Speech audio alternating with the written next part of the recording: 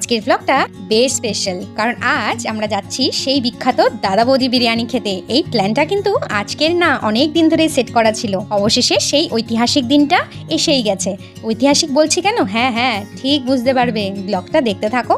আজ আমাদের টিমে আছে আমি, পার্থ, রিমুদা, রাখি আর ওদের ছোট্ট কিউট একটা পাকু বুড়ি। অনেক দিন পর সবাই একসাথে বেরিয়েছি, তাই আমরা সবাই ভীষণ এক্সাইটেড। আজকে যে অনেক মজা হবে সেটা শুরুতেই বুঝে গেছি।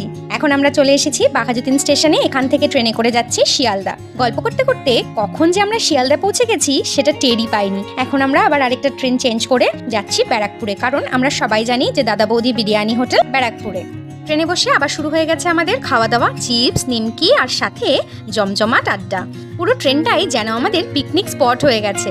আর এদিকে আমাদের ছোট্ট পাকুপুরিটা কিন্তু চুপ করে বসে নেই, সে একের পর এক পোজ দিচ্ছে আর সেলফি তুলছে। এত কিউট লাগছে দেখে, আমরা সবাই হাসছি। অবশেষে আমরা পৌঁছে গেলাম ব্যারাকপুরে।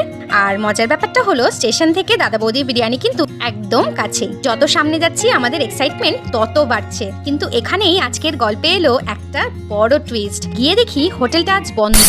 আমরা সবাই একদম স্পিচলেস হয়ে দাঁড়িয়ে আছি। এতদিনের প্ল্যান, এত দূর আসা, আর শেষে এসে দেখি দরজা বন্ধ।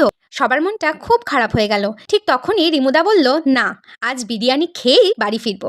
এখন প্রশ্ন হলো, আজ তাহলে আমরা কোথায় বিরিয়ানি খাবো? সেই নতুন অ্যাডভেঞ্চারের গল্পটা আমি শেয়ার করব পরের ব্লগে। আজকের এই ভিডিওটা ভালো লাগলে লাইক, শেয়ার আর সাবস্ক্রাইব করতে ভুলে যেও না কিন্তু।